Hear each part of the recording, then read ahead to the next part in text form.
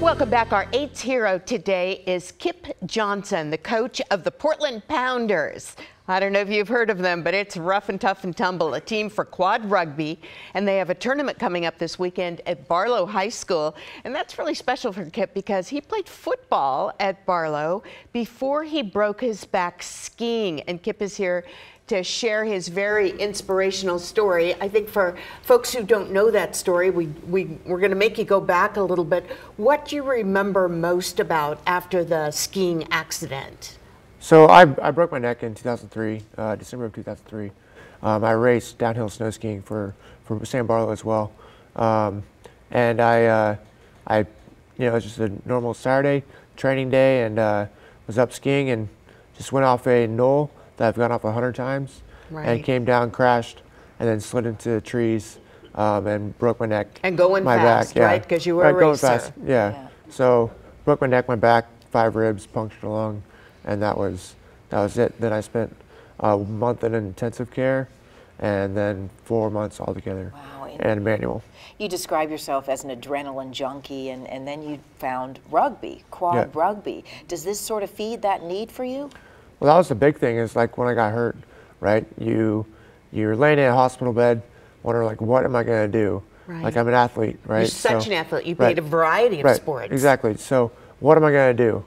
And then my coach, my old coach, Ed Sir, came in, and he said, knew I was an athlete, and came in and said, you got to get out to rugby. So I went to my first practice down at in Salem, spent a few hours down there playing rugby, and it was like, okay, I have something I can, go do. So how does it work? Is it just like regular rugby, only you're obviously in a wheelchair?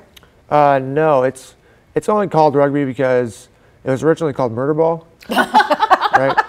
So, okay, I'm glad we changed the name. Exactly. It's hard to market murder ball. So right? hard. When a bunch of quads are playing murder ball, it's probably not a good idea.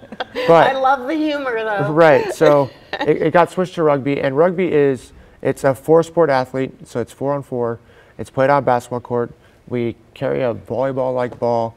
The main rules are you have 10 seconds to dribble, 10 seconds to dribble or pass, 12 seconds to get over half court, and then 40 seconds to score the ball. And you score by taking the ball over the other end line. Okay. So, now, you have a chair next to you here that's adapted for rugby play. How much different is it to what you use every day? Oh, it's completely different.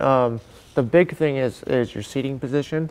For a guy like me that has very little mobility, I have shoulders, biceps, and my wrists go one direction. And so it allows me to get down into the chair and really use my biceps as much as possible with the wheels being positioned like they are. Who supports the program? Adaptive Sports Northwest is kind of our main sponsor for our Portland Pounders team.